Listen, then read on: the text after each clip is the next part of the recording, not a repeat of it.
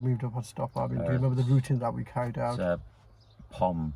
POM routine, okay, so well done. Prepare, Yep. observe, maneuver. Okay, just tell me more about this preparation. How would you prepare the car to move to start off with after you start in the car? So you want to have a good look around.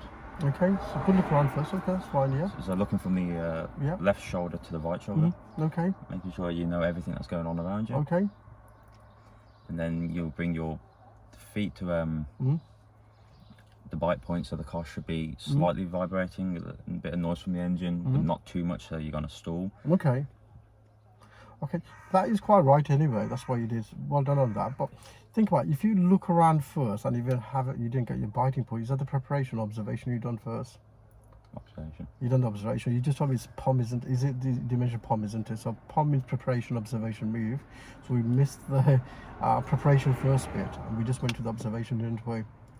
Do Okay. it twice. well, You should do it always know what's twice. going on around you. Yeah. First starting, you could see what's around you. That's fine. But after that, so we could start with preparation. I mean, if you start the preparation first and then do the observation, if you say we could move quicker, then isn't it? So we're not delaying any traffic or anything, or we could just move on.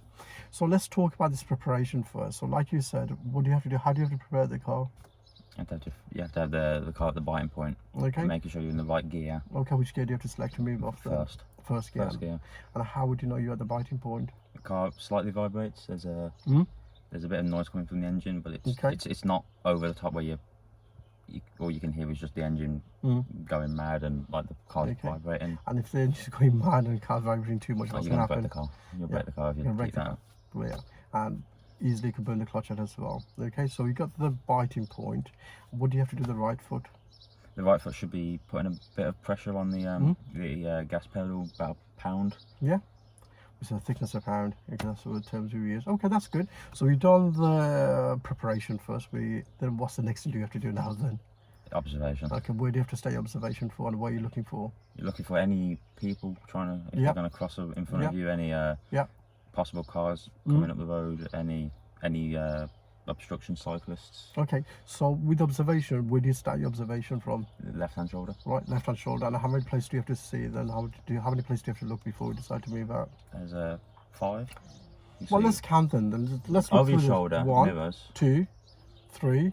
That top mirror 4, 5. And what's the final check you have to do? That's 6. Okay. And why do you have to? Just show me how you're going to look at that 6. And show me what you're looking for. So what can you see on this then now? What would you, if we don't check that, what would we miss? Could be possible it's like in your blind spots in the mirrors, you might not see just a person there. And also we're going to drive there. I mean, sometimes when you look on the mirrors, you could see the road is really clear at this point. But if you turn around and see the 6-point check, which is the right hand blind spot, you would be able to see that drive.